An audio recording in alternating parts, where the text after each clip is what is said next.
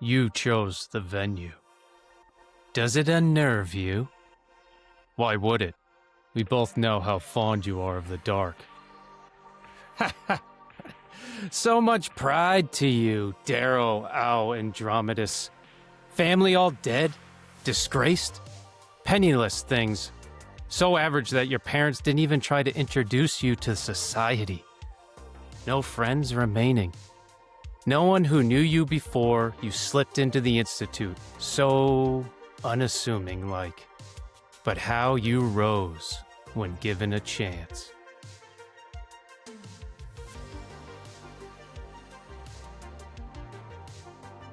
Hello, Rusters. Welcome. This is the Sons of Ares, a Red Rising podcast. My name is Chuck.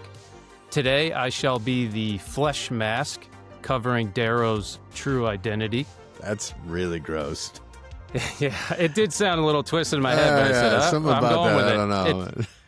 It fits the lore. It fits the lore, my good man. With me, yet All right, again, my right. best friend and Securitas, Cullen. How are you, my good man? I am prime, my good man. I am prime and excited to dive into chapters 7 and 8 tonight. Hell yes. How have Now, you been? The Securitas, before we move on, do you have any idea what that might be? A 'Cause I bet you security company? It's actually an intelligence agency for anti-terrorism within the society. Oh.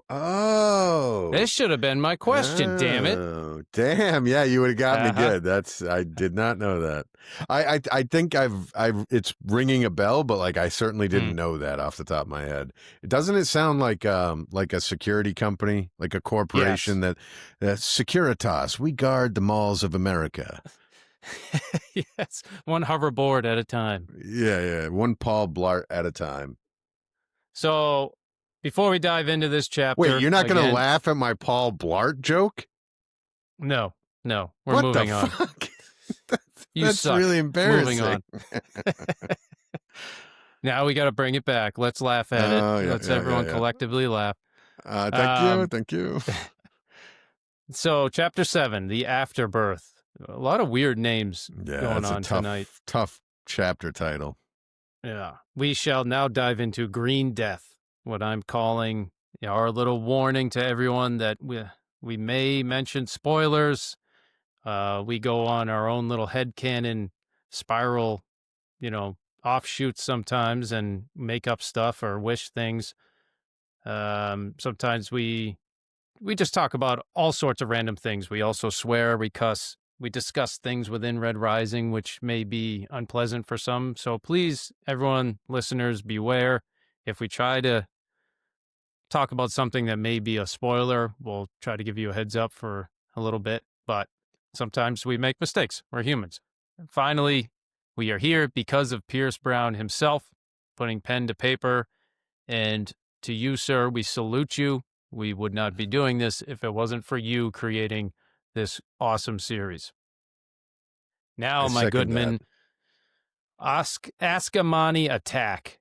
We have an Askamani raid. Here we go. So this is your Did questions. you just call it Askamani? I did. Askamani. Wow, So that's not right. Such good branding. Wow, you're really, really impressive. So here we go. Red, some of these should be pretty easy, but I want to know if they would stump you. Reds believe, of course, in the afterlife known as the Veil. Yep. A beautiful green forested world. Upon arriving to this land, you are greeted by who? Oh, man. The old man? The old man is one of them. Yes, the old man. And Is there the anything Reaper. specific about him? And the Reaper. Oh. Yes, you're right. So the old man is said to guide them after death. Yep. And they believe that when they arrive, the old man will be standing there with their loved ones waiting for them. Yeah, he's kind of like the nice guy, right? Do I have that Yes. right? And then the Reaper's kind of like death, a robed, got the scythe or the sickle and Yes. is more ominous sounding, but isn't like necessarily a bad thing. It's just I don't know. No, he's considered the angel of death, or he Okay. judges the deceased, and he dwells along the road of the Vale, wielding his scythe to separate the guilty from the innocent. Okay. All right. All right. Now, and then I threw in this one last little question for your chapter. At the very end of it, there's this quote or this saying that an obsidian says, and I'm going to Don't try to touch say it. it. All right. I was curious if you were going to talk about this or not. All right. You're So trying if to you steal are, my shit, man. I want to see if you were paying attention. Of All right. course. All Of right. course. You think Then, that there's a Viking-esque like death chant in a book that you and I are talking about, and we're not going to break it down? all right. I'm You're out of glad your because mind. Where have we're you going to been? have this. This is on both of our notes. This is perfect. This is why we've been friends for so many years. It makes sense. It does. It does indeed. All right, so then we'll dive into the howls this week. Yeah, my howl of appreciation goes to somebody who helped me immensely this last weekend. Before I dive into it, this last weekend, my family and I, my 2 kids, my wife, we had to drive 2.5 hours up north to a cousin's birthday party. And let's just say my kids were not having a good time, constantly arguing, complaining, anything and everything that kids could do. And the only thing that they would agree on was that we need to hook up my phone to the truck. And during our ride, we needed to listen to this little show known as Backwoods Creepy. So my howl No of way. That's very appreciation, funny. yeah, my howl of appreciation has to go to you, my Goodman. If anyone Wow. listening, Goodman, good ladies, if you don't know, Cullen, you can hear his voice telling dark and creepy stories from all over the globe on Spotify. It's titled Backwoods Creepy, and it's the only thing that shut my kids up. It was perfect. I thank Wow. you, and they love it. That's not exactly why we did it, but I'm happy that it has found that purpose with you and yours.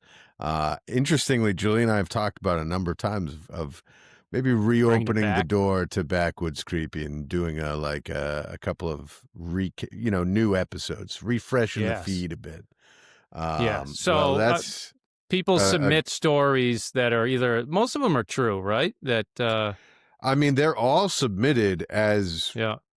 as in terms of like the people are claiming they are real. Yeah. Some of them you can start to get a sense of like, oh, this is somebody who's just doing like a creative writing class and Yeah. thought that this would be good. But some of them are like truly vetted. Like there's a couple that we saw that were in Alaska that you can find like online like news reports to I think I know which one you're referring to validate too. Yeah. some of it. So yeah, it's we tried to find ones that were real people telling their actual experience. Yeah. That's awesome. So I hear your howl and I howl back, brother, because we appreciate that there's somebody out there still listening to it. Oh, hell yeah. People, if you want to hear Cullen's voice telling a scary, spooky story, then go check out Backwoods Creepy. It It helped turned me. out that it was Bigfoot and Dun, dun, dun. gremlins. Basically, that's all of it right there. Yeah. All right. So, are we prime? We are prime, my good men. We are indeed prime. Let's rock and roll. Chapter 7, The Afterbirth. Shaking Hands with the Devil. We have left the Citadel. Darrow, Victra, and a shuttle of lurchers descend from the high reaches of the city, from the opera houses and garden top high rises down to the silver and copper districts, through the rung paths and aerial trains, down through the mid districts, the yellows, the greens, the blues, the violets.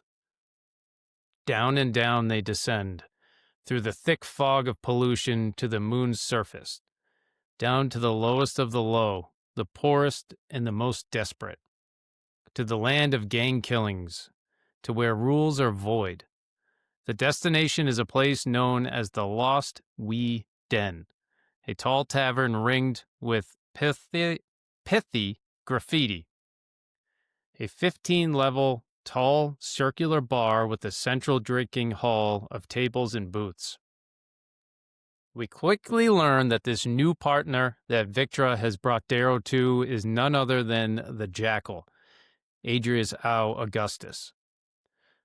What starts as a pissing match between the two of them, taking snide jabs at one another, quickly turns to business. Darrow learns that there is much he is yet to learn within the society. Pliny's power, crime syndicates, communications acquisitions. Adrius, although shunned due to Darrow and Mustang's dealing during the Institute, has not stayed idle. He has acquired many things and properties. Importantly, as he said, media, which maybe we can touch on that topic a little bit later. And then we get to the crux at the end of this chapter. Adrius informs Darrow of his main plan to gather the favor of his father because he has daddy issues. He shall use his influence and power to outplay and outsmart Pliny. Good on him. Pliny sucks. And the sovereign by using low colors against each other. And the target is Ares and his sons. So during the travels lower and lower to the moon's surface, Darrow states, "This is a place of gain killings, robberies, turf battles, drug trade. That my new friend wants such human privacy. Privacy not even a jam field can really offer in the Citadel and the High City means much. It worries me. It means the rules are void. But Victra was right, and Rogue was not. Patience will do me nothing. I must take a risk." So for that quote, I really liked it because it's kind of setting the stage for the dangers of this underground city, and what he's up against. And I don't know if you probably haven't seen it because it's animated. There's a series on Netflix, which I've mentioned before, called Arcane. Yeah, It's you talked based about off of a video game League of Legends. And I kind of picture it similarly, as they're descending lower and lower towards the moon's surface, and you get through the grime and the filth, and everyone appears scarred or missing limbs. And so I kept picturing, like, where the hell are they going? Where is this lost wee den? And who is Darrow tying his life to now? And Did you have a guess? Did you think you knew, or? I didn't. Honestly, I didn't have a guess. I honestly had no idea. I was a little bummed at first, not going to lie, when we found out, oh, it's just the Jackal. But you quickly learn through the end of this chapter and more into your chapter, it's like, well, he's not just this little weasel from the Institute. He's actually, part of this chapter is actually showing his evolution as a character. And I was glad for it towards the end. I'm still nervous and I don't trust him at all, but I didn't first suspect it was him. Did you, when you first read it? No, I actually thought we were going to meet Ares, and that it was going to turn out Oh. Victra was like a son of Ares. Yeah. I didn't even piece I that thought together at all. I didn't realize, because we were so, we haven't heard from Dancer or Harmony. I thought that's what the big spin here was going to be. Oh, wait, Victra's an operative, and we're going to actually meet the big man himself. And I'm with you. When I first saw that it was the Jackal, I was kind of like, oh, this is like, it felt a little bit like a Batman or a Superman, where it's like all the bad guys are always, it's the rinse and Joker, repeat. or always it's like, Bane or whatever. And so to find out, but then you're right, as this chapter went on, and then in the one that I cover, it actually is like, wait a minute, there's a lot more layers here to this kid who has daddy issues. Which I am very happy to say made him very interesting. It did. And that's one of the points that towards the end of this chapter, I will touch on. This is Adrius's chapter to me. Yeah. And like how influential I thought or think he was going to be in the future after just this short chapter. Yeah, Which I made think. it exciting but scary at the same time. More importantly, uh, if they're meeting here, the rules are void. I never imagined that there was rules to begin with within this story or the game. We've gone to the Institute, we've gone to the Academy. There's all absence of rules. But for now, Yeah. Darrow to realize, like, oh, we're going to the moon's surface. I'm going to meet somebody new. The rules are void. I kind of thought that was, I get what you're trying to do and make it a powerful statement, but I feel like there are no rules in this damn society half the time. Well, I think you're hitting on it there, where they all pretend and they convince Yeah, themselves that there are rules, but the rules don't apply. The rules only yeah, apply to certain groups and certain statuses, and then even then they can kind of make them up as they go along. yeah. And They're like truthfully, malleable. that's kind of the reality of our world too. If you have True. enough money, the rules don't necessarily apply the same way. Yeah, And they bend. sometimes people in power kind of make up the rules as they go along to allow them to do whatever they want. So it mirrors very well the real Hmm. world, in my opinion. And then the last thing I liked about this quote was, and I want to know what your thought on the end of it, when Victor is right and Roke was wrong. I just had to add that note in. Victor was right, Roke was not. Patience will do me nothing. I must take a risk. Any moment I can crap on Roke, I have to point it out. Well, I think it's we talked about it a couple weeks ago, but it's that patent, that George S. Patton line of a bad plan executed violently today is better than a perfect plan executed next week. Yeah. And Darrow's kind of sitting back at this point. He's not really an active force in his own life or story. And this is Victor saying, hey, quit being a bitch. Yeah. You got to do something, take action. Maybe it's not the right path, but at least you're doing something. And So yeah, I think from, any chance to point out Roke is wrong, you have to take advantage of it. But in this yes. instance, he really is wrong, and she is right. Yeah. And any moment where Darrow succeeded so far from the first book was when he Yep. stepped up. Yeah. Anytime he just sat back is when Titus took control of House Mars, and it's the moments where he stepped up, he got in people's faces, he made decisions is when things were better for him. So I also think what we grow to learn, and what I think is why maybe he's not as quick to do it, is that when he sits back and lets things unfold, hmm, people that matter to him don't die. But when he okay, becomes the motivating factor and the energizer behind everything, and the really active role with a kind of hammer. propelling things forward, people die. Hmm. And as a natural cause or a natural effect of him implementing his plan, people end up dead. And that's But maybe why he's not as excited about the prospect. yeah, that's a good point. But I mean, still, those plans, those missions had to happen. He's Yeah. Oh, trying to yeah. get to a goal, and that's what sucked. It's like I need to get to step, D, but I'm going to lose my friends along the way. But that's Well, I think if you think about it, like, to get from step A to step B, I have to step over the body of my best friend. yeah, That might make you not want to get to step B.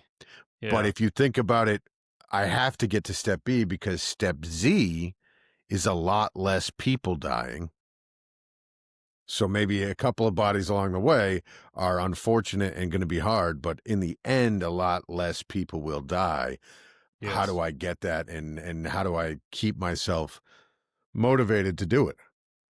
And does your friend know that is a possibility as well, or are you keeping that from them? I mean, because you don't really know who's going to die or who's not, but there's certain instances where they know they're going into certain death, but they do it together knowing they're doing it. And I Oh, think that's that that tough though. was not the case with the Institute. Like, pretty patently, like, they didn't know. These kids thought that there were rules, that this wasn't gonna True. be like that they were gonna be somewhat protected. Sure, it's gonna be tough and difficult, but, like, the teachers won't let us, like, eat each other, will they? Hmm. Right? Um, and they pretty quickly were disabused of that. And so now Hmm. Darrow realizes, oh, now there really is no safety net and anybody can die. And if I do what I have to do, it definitely is going to mean people will die. Yeah. Um, so I can't really blame him for not wanting to dive right in, but he But has to. no, yeah. And standing still, doing nothing, still, you're not getting anywhere. You're not helping the cause. And as to your point, more people will die in the long run.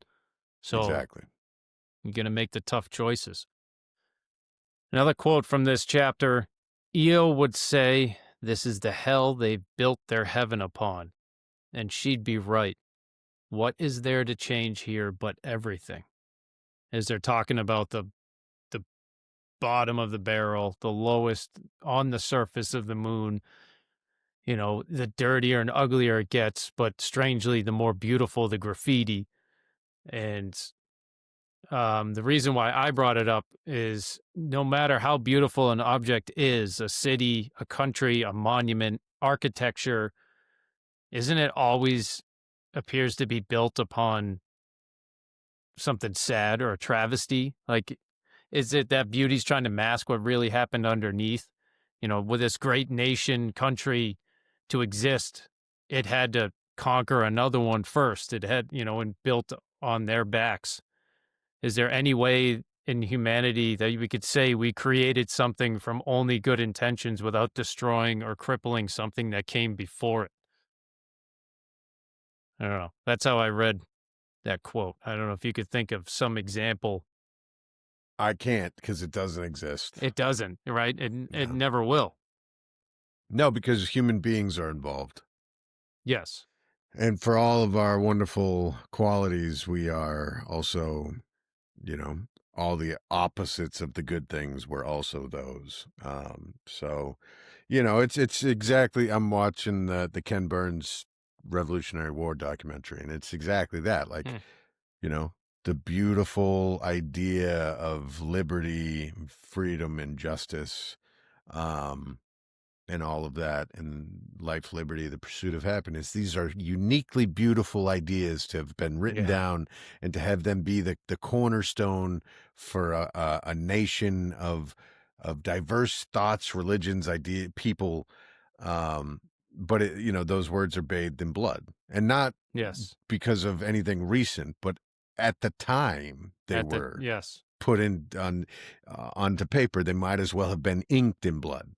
Um, so, the most free and incredible nation, I believe, in my opinion, of all time, is also one of the most violent to have ever The existed. dirtiest.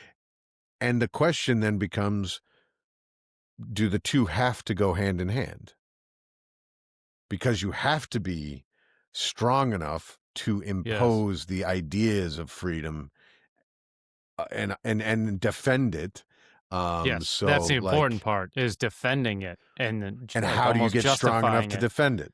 Is You you have to, you it's just an you eternal, it's a circle of you know life almost a point. You have to build it Athens and at the then height defend it. of democratic Athens, it was the peak of its imperial power. It was the most powerful military force in all the Mediterranean. The peak of the Republic of Rome, it was the most dangerous, dominant military force for 400 years, Yeah. 500 Yeah. years between the Republic and the early empire. It was the most dominant military in the world.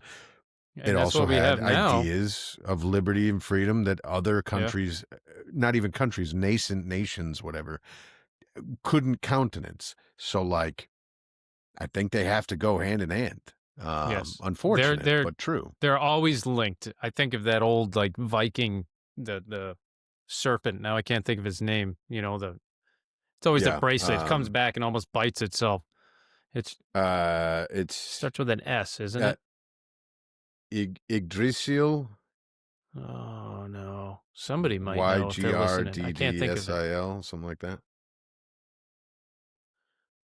I got the Idrisil. power of the internet here. Yeah.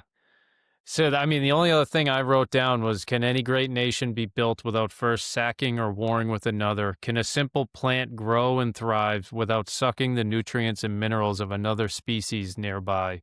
It's just, we're trapped in this endless cycle, and we're in too deep. The cycle of life and death, sorrow and pain. We at the bottom are destined to its cycle no matter what, and only those at the top are the ones to truly enjoy the beauty that was created. But what's Did the you name write of it? that? Did you find that? I wrote that. Oh, that's really good. I had an interesting moment when when I was typing that all out, watching my kid become a ninja warrior, typing my notes up. That's But, good. why, thank you. And I think it's spot on. I think it's right. Jormungandr is the Norse serpent circle, Midgard serpent who encircles the world in the ocean and bites its own tail. Yeah. Um, That's the life we live. and I think you're right. Like I think to your point, if you're going to make your way in the world or in the worlds, it's not going to be easy. No. Nature does not allow weak things to exist for very long. And so it's a law of nature. Yes.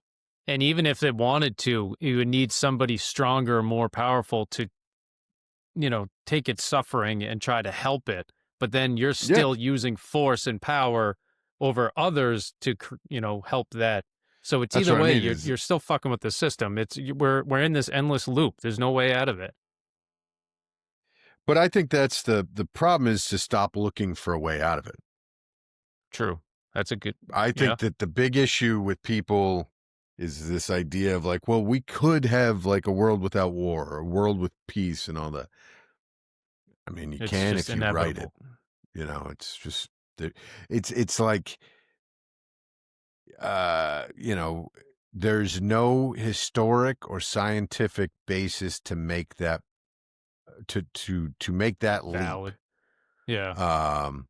So you're just truly it's all entirely fictional in your head. There's no evidentiary basis to make that judgment that human beings could eventually live in a world without war. There's nothing to back that up. No evidence whatsoever. It sounds great. I wish that were the case. I love that. Well, I don't want violence, but like most people do. But sure, peace is great, but I also don't want there to be any muggings, any crime. Like it would be great if we lived in a world without crime. Is that ever going to happen? Utopia. No, exactly. No, not with humans. Like, to your point, no, human nature is a fickle bitch. A fickle, violent bitch. A fickle what? You cut out. What? A fickle, violent bitch. Yes. All right. Yes. Add that one extra little adjective. Perfect. So, another quote from this chapter. Let's see how I was doing this. The Jackal of Augustus and the Reaper of Mars, together again at long last. How Holy we shit. have fallen. I enjoy reading the Jackal. I don't know why. I know you really get into it, like full body. You're like moving around, swaying. It's good. It's good. I don't know. I see that or Severo, or it just feels more natural. That's twisted to read do their parts. the crazy, really unhinged Psychotic. People. That just feels more. Yeah, I don't have daddy problems, but yeah, the psychotic nature, I guess, just comes out naturally. So, when you first read this interaction, and when you get to the point of the Jackal's offer, do you see any upside, any potential that made you feel like this would be a good arrangement? Yes. You did? 100%. Yeah. Oh, yeah. Versus just, You know, the other option is you're guaranteed death, and this is the only option on the table, or you saw this as like, oh, this could grow, this could go somewhere. No, like Taking I the think Jackal's offer. if they went this route, I think that there are multiple avenues to eventual success for Darrow. If they Yep. took this route, I think he eventually gets where he wants to go. Or, you know, maybe, but there's a chance, It's there's a better than the likelihood. alternative. And also, I think like this is a very savvy, politically savvy move. Yes. Um, Align yourself with somebody that controls the media, can write your narrative. Yeah, and just has all of knows where all the bodies are buried. That kind of a person is essential for the climb of any political animal, Yes. and particularly one who is like Darrow, trying to really um do it in a non-traditional way, but also is trying to protect the Sons of Ares. Like this would give him a very good, The inside I mean, knowledge. this, yeah, he knows exactly what the enemy is going to do and when and where, or, you know, he'll have a better sense of that than being the fleet legate out off of like Pluto for 6 years and then coming back with an armada. Yes. That's not helping the Yeah, if Sons of there's Ares. nobody to come back to, you know, then you're fucked. So Exactly. this is to your point. I would say I completely agree, and you want to keep your enemies close. You know that old saying, "Friends close, enemies closer." Adrius is a way to rise to the top, but also to maintain that position because of the dirt that he has or the power and resources that he has. It's it's huge. You can't just scoff at it. No, I think Um, it's like a an ace up your sleeve type of situation if he can get it. yeah. All right, here we go. Another quote. There's only like there's a few quotes. It's a kind of relatively short chapter, and then it Yeah. starts to turn up when it comes to your chapters, and then we start going off on towards the gala, which gala, what is it? Gala, Sure, whatever you that's want when it to things be, really baby. take off. All right, the gala. I'm going to change every time I say it. So this quote: "We both know you don't feel pain, Adrius." Oh, call me the Jackal. Hearing Adrius from your lips is like hearing a cat bark. So, what I loved about this quote, he hated that name in the first book. He Yeah. even admitted to wishing Lilith would perish because of her role in making the nickname stick. It pained him to hear it when he thought he had a standing within the society. But now he wears it as a badge of honor. The name, like the stump for a hand, he wears for all the worlds to see. And this is where I bring up the point. We see the evolution of the Jackal, his characters, his personalities changed. I mean, really, at first, we kind of knew him. They spoke real quick. He shoved a knife through his hand, made him cut his hand off, and then his sister bitch slapped him, stripped him naked, and like that was it. Now it's like we can see the true power and influence that the Jackal can muster. Um, and this Yeah, is I the think point where I yeah. just determined we'd be seeing more of him. But what were you going to say? No, I think you're right. I think in the first book in Red Rising, he's like a boogeyman. You know, we hear Yeah. whispers of the Jackal, and then he is this evil little cretinous thing that is just somehow puppeteering things, but also like weirdly violent and just shocking. And then it's in this chapter and the one that I'm going to cover where we are like, oh, wait a minute. No, he's a person.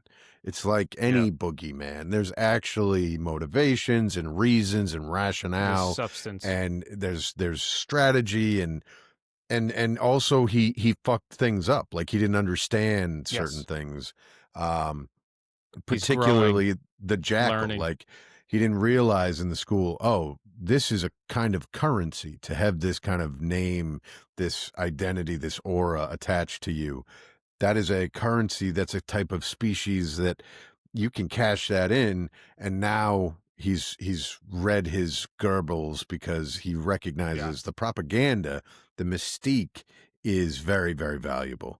And so I'm not going to replace my hand. I am going to keep the name Jackal. I'm going to lean into being this Yes. evil mastermind, and people will buy it. And Darrow, because he was at the Institute, Darrow knows that I'm not that. So I can be Hmm.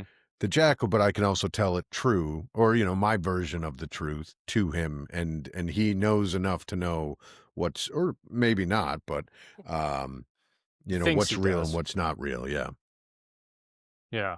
And yeah, to your point, he'll never be a duelist. He'll never be a legate, he's using what tools he has, what cards he's been dealt, and it's working. So to the last 2 points of the chapter, he speaks on controlling the media, but more importantly, it's his how he words it. It's control of communications, which I think is a lot more broad, and we'll dive into that and the importance of it. Or it might be run down in hell from like today's day and age about talking about media. So I don't know. We might not go on it too No, much, but I think that's actually what's a good, why it's a good point yeah, to make is that, like, you know, if if if you think of him as essentially a mix of um, Elon Musk and Rupert Murdoch, so the man yep, who owns Twitter and the man who owns Fox Media, he's kind of the joint of that. If he decides to turn both of those off tomorrow, yes, there's real panic in the world, and economic crisis. There's like a lot of ripples. And conversely, if he decides to tell a certain story, a say narrative or if yeah, Fox Media was talking about how great the Sons of Ares are, and all of Twitter was just spammed with bots talking about how great the Sons of Ares are, those two working at the same time yes, would have a real impact on the world. Um, and so that's like, I think that's a way of it's trying to dangerous. highlight how powerful the Jackal Yeah, is. If he owns, what is it, like a third it of was the, 20 to 30 with his silent partner. They own up to 30% of the communications grid. And I I mean, even that's, interpreted communications is not just like the media systems, but the actual legitimate, yeah. So, hardware so there communication you go. system and That's even a better thing. If you take Elon Musk, the owner shipping of logs Twitter, and Rupert Murdoch, the owner of Fox Media, and then like yeah. Spectrum, or Yes. Yep. Comcast. And now, so you have one guy who owns all three of those, and he just decides to turn them all off tomorrow. Yeah. Yep. There would be fucking mass panic. Chaos. And so, yeah, so he's like very powerful right now. You could And even that's argue, for immediate effect too. You could also do the slow trickle, the small little lies, and let them for fester to sure. kind of control or corrupt an entire moon. It's a lot of power, and for him to admit that, and he says he owns about, and then whoever this silent partner is, which I wanted to find out more on that, but I don't think we ever do. Oh, yeah, we His do. si- Yeah, we do. his silent partner. Yeah, 100%. All right, all right. It's We'll have to talk. well, here's a spoiler for anybody All right. that's not there. Don't listen to this, but it's Quicksilver. Oh, I never fucking put that together. How did I miss that out of all these books? So When did he when have Quicksilver? when they I think it's in Morningstar when Darrow when they drop in to kidnap Quicksilver, and the Sovereign and Mustang, so Cassius and Mustang are Mhm. meeting, and they have that whole fight and they capture Quicksilver. Um Yeah. it's He's the one hosting it, but he's betraying the Jackal. Yeah. He's the silent partner. Oh, all right. Yep. Well, forgive me. That's why he is the ever-wise Cullen, the Securitas. What can I Yes. say? I Well don't have done. children, Well so I can done. read these books over and over. Yeah, well done. Well done. I'm impressed. That's why I will never get you with these fucking questions. Okay. Moving on from that note, the other thing that we learned, which is interesting through a reread, because I completely forgot first time through, we learned about the underground crime syndicate within Oh this yeah, chapter, yeah, which is pretty huge because it will come up later. If people haven't gotten into the later books, this particular big time. crime syndicate causes a lot of issues. And it was this mofo having his hands, in the cookie jar at this time, manipulating this crime syndicate that will cause ripples down the line. And I completely forgot that he mentions this organization at all until I did this reread. Well, to your point, when I Which I first don't know read if it, did it you didn't piece mean that together or anything. remember that?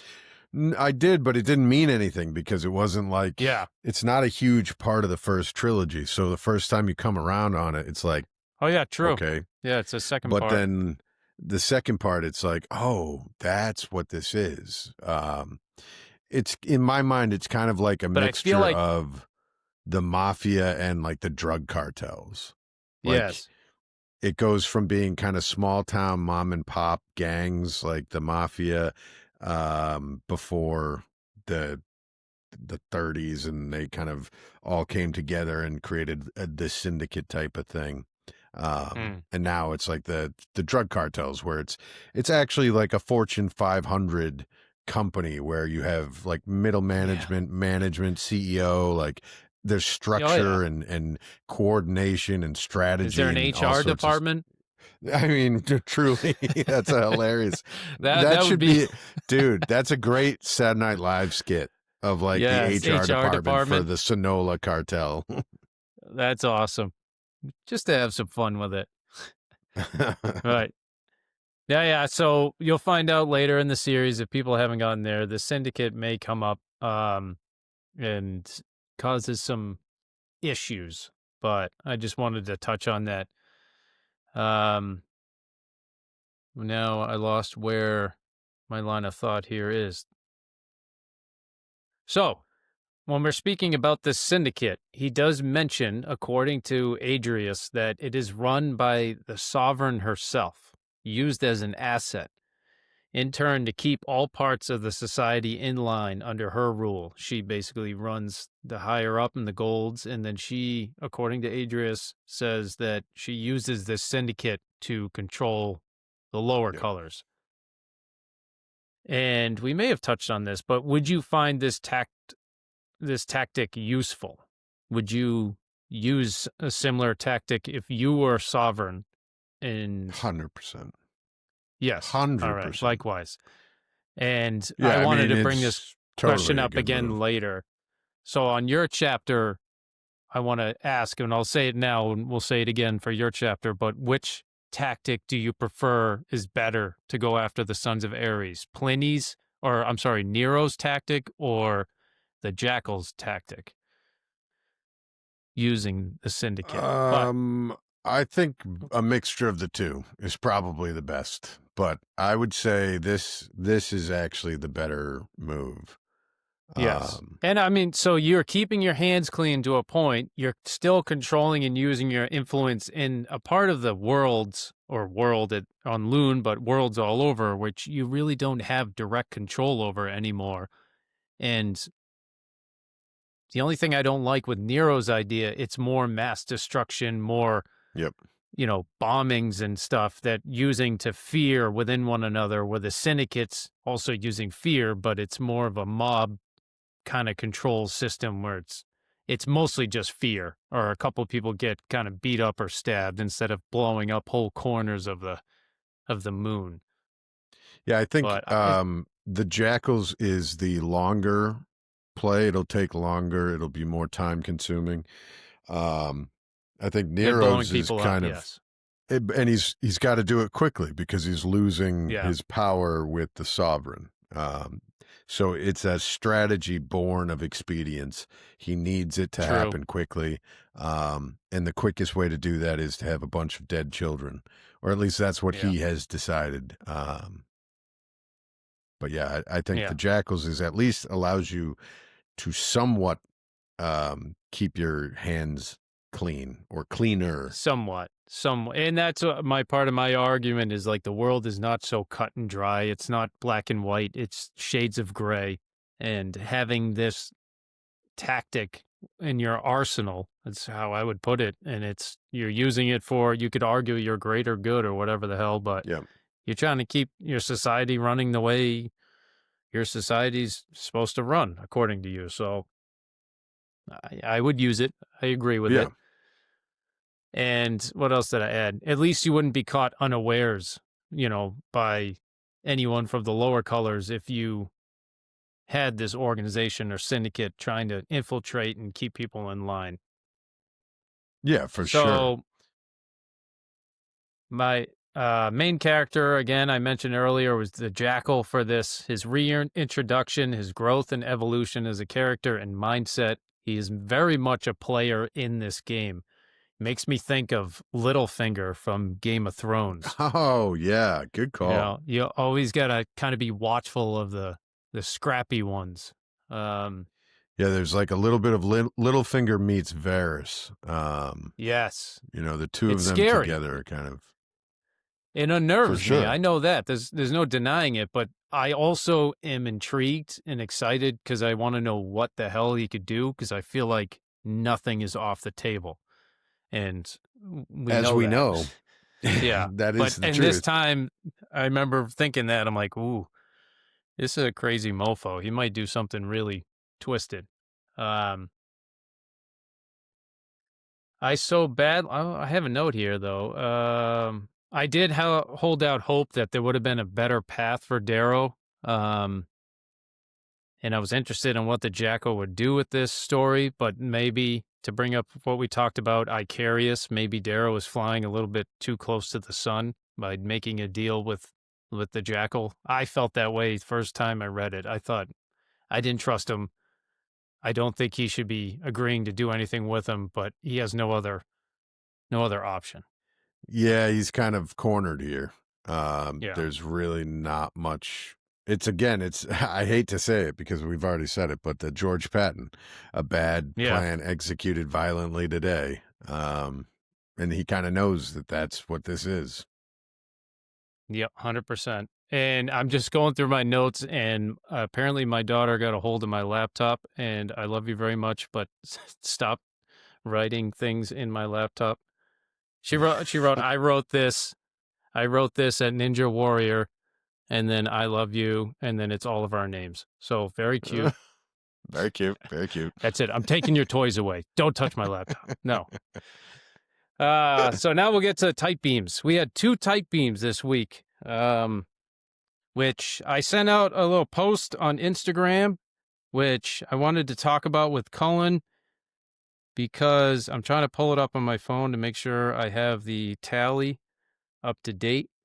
So the first post was, you have to decide. You can only pick one. You can never use the other one. You can only have one. You can be gifted one of these from me. Would you rather have scarab skin or a ghost cloak, and why? So I would rather have a ghost cloak. Oh, interesting. So that I could then sneak up on somebody in scarab skin, slit their throat, take their scarab skin, and then have both. Oh, all right. Get out of here. All right, fine. I found the loophole. I changed the paradigm. I am Darrow. Fuck you. You piece of shit. All right, well, that's it. The whole thing's ruined. Cullen's got to be a big old dick and just stomp his foot down. So the whole point is, well, there is no real point. I just like both pieces of these equipment, and I really would love either one. But if I had to pick one, something more versatile, something I could use more often, I would pick the scarab skin. It has its defense properties. It actually has a part for a hood, comes up with a helmet and all that kind of folds into it. It retracts light to a certain degree, but it's not a ghost cloak. It can't make you invisible. But it does prevent thermal readings. So if somebody's using thermals, it won't pick you up if you're wearing the scarab skin. Well, just so you know, there's essentially scarab skin in testing in Ukraine right now. So, Really? yeah. That's well, Yeah, this good the to the know. sensor war is huge, and thermal imaging has drones using thermal imaging has Yep. been absolutely like game changing on the ground, On the and front so they're lines, or doing all sorts of playing around with different ways to mask. I mean, to the point where Ukrainian soldiers can't take a leak at night oh yeah, yeah, oh yeah, because because it's you're the hot you're urine you're stream nothing is but a like heat signature. Yes, so you could pick up the exactly. piss. Yeah. So it's like a death sentence to get out of your trench to take a piss. At least in So the they scarab are, skin, if you just piss yourself, technically it's still in the suit, right? So you're not giving yeah. away your. I But then mean, you're just you could walking around just with a walk bag of around with a piss. catheter. Yeah, yeah, yeah. You'd be fine. That sounds awful. I don't know if you'd look as lethal as you might want, but a little bag Yeah, you slap definitely. Yeah. Could you be scared of somebody standing in front of you and they just smell like piss? with a bag of piss hanging off of their belt. No, I don't think you Yeah. really can. Yeah. No. Unless it's That kind of like loses it. Ragnar. If it's an Yeah, obsidian with a true. bag of piss, I'd be pretty scared. Yeah. I'd ask him, like, you want me to, like, take care of that for you? Or, like, Yeah, you want me to like you want me to clean get you or rid of, something? empty it? I'll drink it, Just don't, whatever you want. Just don't kill me. just don't, yeah, don't sit on me. I'll die. So I just thought it was a unique question. Interestingly, when I posted it, I got scarab skin, a couple of people chiming in, and I thought, all right, maybe some people had the same aspect. Somebody was asking, I forget, I'm sorry if you're listening, to pull it up, your name, but they're saying maybe I should do a poll just so that way people could actually see. But this method I saw where I could speak to people and kind of get their perspective on why they chose that. Um, so like one of them, I didn't pull up all of them, but I see like Fade to Obsidian. They chose Ghost Cloak. So Ghost Cloak ended up winning out in the end, for choosing between the two. The only thing I disliked about the Ghost Cloak is it burns batteries fast. So it's a short-term use thing. So hopefully Cullen's battery dies before he comes up and tries to stab me to steal my scarab skin. I'll just keep stealing them. Every time one battery dies, I'll just go kill another gold and steal their scarab skin. All right, fine. That's why the ghost cloak Well, is the the best scarab move. skin doesn't, and a scarab skin doesn't run off batteries, so it's not affected by an EMP. So you drop an EMP or an EMP grenade, your ghost cloak's fucked. Okay. So you're there. Well, I can imagine you're all crouched. You're about to stab somebody. I drop the I EMP, think and then you're like, fuck. the idea though is funny of like I think nobody can see me and I'm still like crouching around, but everybody can Oh, see yeah, me. you don't know. Like, that's hilarious. And then everyone's like, dude, let's just keep pretending nobody noticed him, but we're watching him the whole time. And you're just tiptoeing. It's like it's like the old cartoons where the guy's like hiding in a bush and then the bush like falls and he's still like tiptoeing Yeah. across. Yep. That's Yep. bad. So then you That's ain't stabbing dumb. nobody.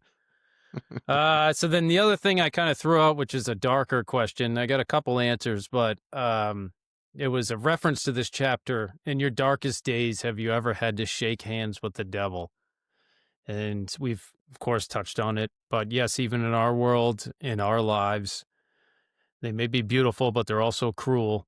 And I tell my children there are no monsters that live in caves or under beds or anything like that. They're not real in this world, but there are evil humans.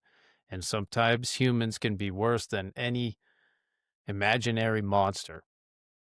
One of the responses that we got was that yes, they have shaken hands with the devil and that they have also seen evil, and true evil is out there in the world. And we have to do what we have to survive. We have to make decisions that are uncomfortable. For those who have and are still here, chin up. You know, we're still kicking, we're still fighting. And to those who have not had to shake hands with the devil or something similar in your life, stay frosty, because one day the Reaper may come knocking. You ever dance with the devil by the pale moonlight? as the Joker said in Batman. Which Batman? The Michael George Keaton, the Clooney? original. Oh, the Michael Keaton. The Jack Nicholson's Joker. You ever dance with the devil by the pale moonlight?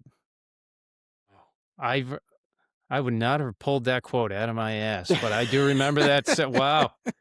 I didn't like his Jack Nicholson Joker, to be honest. No. The I Heath didn't Ledger like it. one is just so good. It's perfect. So wild. There's nothing you can do. And I like Joaquin Phoenix. He's a phenomenal actor. But Heath Ledger's the perfect. Joaquin Phoenix, like, honestly, I just thought that movie was boring. It was like boring. Yeah, it was so a weird long. or different take, and It was like 2.5 hours long. Like I didn't even watch the second one. I didn't even watch it either. Yeah. You don't have enough time for this 2-hour sit down. You got to piss, what, like 12 times now in the middle of that? Shut the fuck up. Your birthday's coming around. What are you? You're December, right? Nope. And I'm not telling you now.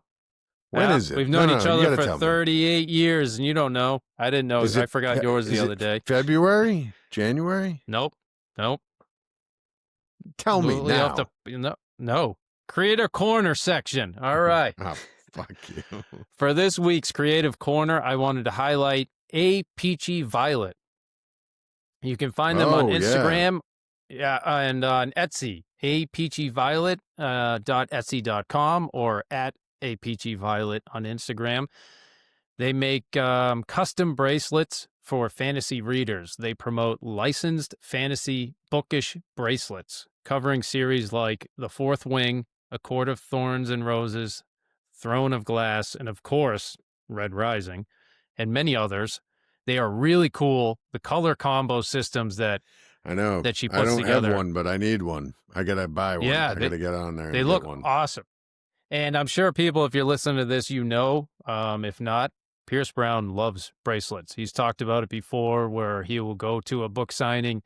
He usually has one or two, and towards the end of the signing, people just gift him. They give him bracelets all the time. He loves I didn't taking know that. them. That's funny. That's great. Yeah. He talked about it on one of the other podcasts or interviews, and he'll just leave there with his whole arm, covered in them. And then he ends up, he'll meet some cool people that he likes along the way, and he'll give some of them. So they kind of just trade hands like that. But cool. If you're really into these bracelets or want to check them out, again, A Peachy Violet. And then, of course, our main man, Kevin, beersthemindkiller.etsy.com or beersthemindkiller.kc. All Red Rising merch, stickers, T-shirts, wall art. 10% off his store. Sons of Ares Pod promo. It's really cool stuff. You can see Cullen, if you're watching, he's pointing at his poster behind him. Oh, yeah, I got to remember, this is an audio thing, too. So, yeah, behind my head, a really cool poster. Yeah.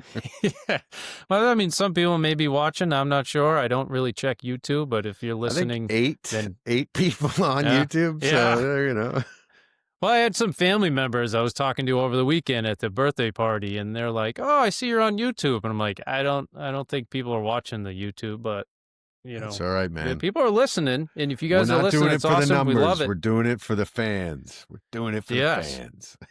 So, on that note, Off Planet Hollow Can. I did not watch anything this weekend. I have to see The Neighbor one with the crazy lady. And then my wife was telling me about a show she just started. I don't know if you know anything about it, or maybe you mentioned it. The Devil in Me? The Beast in Me. Did you mention that? Yeah. The Beast in Me. I'm sorry. Yeah. The Beast in Me. Have you seen it? Yeah, we watched the first 2 episodes, and it was good. It was interesting. It's a lot of Claire Danes doing, like, crazy Claire Danes face, where she's, like, crying or screaming. But it's the same people that did Homeland. Oh yes, so you have talked about this. I remember this. Yeah. All right, Matthew Rhys is the villain, and he's good. It's weird. We're into it. I'm not sure if we'll finish it soon, but like the first couple episodes were good enough to come back to it for sure. Nice. All right, so a lot better than It. That's for sure. Yeah. It actually pulled you back in. to watch more than 5 minutes. Okay, good to know. Yes, indeed. Yes, indeed. Are you reading Now, anything? No. Well, between what I'm doing with the kids, we're going over those 2 books. So Harry Yeah, Potter and the Sorcerer's Stone and The Shadow of the Gods. But have you started Empire of the Dawn yet? I did. I didn't know you were. I didn't know you were sending me a copy, so I like went out and purchased one, and I'm Well, like, it was a birthday gift, so I yeah, know. you I wouldn't didn't know. Yeah, good point. Good point. Fuck off. Jackass. So I'm like 100 pages in, This is how and birthdays work. Oh, all right. Yeah. So to let everyone else know too, because a few episodes ago I mentioned it, I just kind of blurted it out because we were talking about Jay Kristoff and this series, and I said, "Cullen, for your birthday, I bought you this book." Now, I don't know what happened. I lost all my emails, confirmations. I freaked out because nothing showed up, and then I went on there and I purchased it again. Now, both books, of course, showed up. So now I sent you the box and it's on your way. You have a signed, personalized version to Cullen, which is like the original cover and all that other stuff. The second book is the illustrated edition with that gold color sick. and everything. That's signed as Wait, well. did you not keep personalized. one? Don't you worry about what I kept or didn't keep. Yeah, So why didn't you keep one? I have one. Oh, okay. Oh, don't worry about it. So between the two of us, we have 4 copies of this book. Yeah. We're gonna end up selling them on eBay or something. Jesus, Jay Kristoff, you're welcome. We've just put one of your kids through college. Yeah, or at least pay for a cool car. Actually, one of the things that there's a line in there that it's like one of my all-time favorite. I'm going to remember it forever and always say it. I would rather shit in my hands and clap. At one point, the character is trying to say, like, he doesn't want to do something. He says, I'd rather shit in my hands and clap. That's the funniest I don't even remember thing. that. No, it's in the new book. It's in the Empire of the Dawn. Okay, all right. Yeah. So you just waited. Now you got 100 pages in, and you stopped until the book shows up. Until the book, yeah, exactly. All right. So they'll be there. Actually, they told me it should show up Monday. I have the tracking number and all that, so Sweet. better not disappear. I can't wait. Now, on that note, but is it good? The first 100 pages are it's great. Pretty sweet. It's awesome. Right. Yeah, it's I'm going to be sad to see this world and these characters go, for sure. Yeah.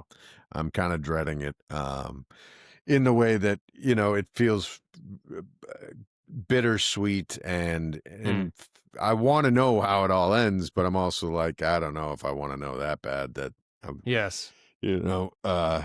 Gabriel de Leon is such a good character. I don't want him to go away. Yeah.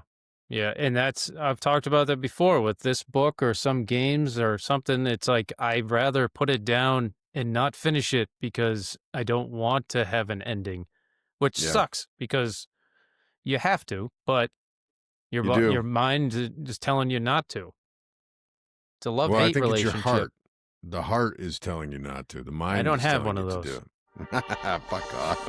You bought me 2 birthday presents. I think it was an accident. It's bullshit. All right. So this concludes my mission of Chapter 7. If you are listening on Apple or Spotify, please rate and review. Helps us out. 5 stars. Please and thank you. If you haven't yet, check out our Instagram at the Sons of Ares Pod. We're always trying to pump out some interesting creators on there, and then we kind of throw out some favorite quotes that we like, or I'm going to start throwing out some more poll questions or the like similar. We are on YouTube. I'm trying to get TikTok going. It confuses me a little bit, but I'm working on it. If you have any questions covering any chapters, topics, characters, a passage you wish to be discussed, send it in. Send us a type beam to our Instagram, our TikTok, or old school email, the Sons of Ares podcast at gmail.com. For now, my good men, we sign off. We are the Sons of Ares for the Rising. Valete.